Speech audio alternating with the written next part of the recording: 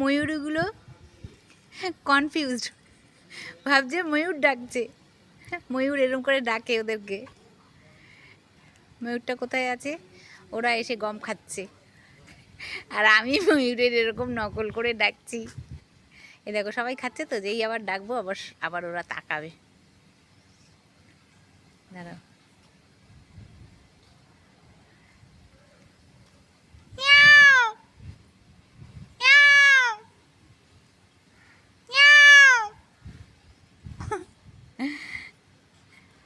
গুজরাটে খুব ময়ূর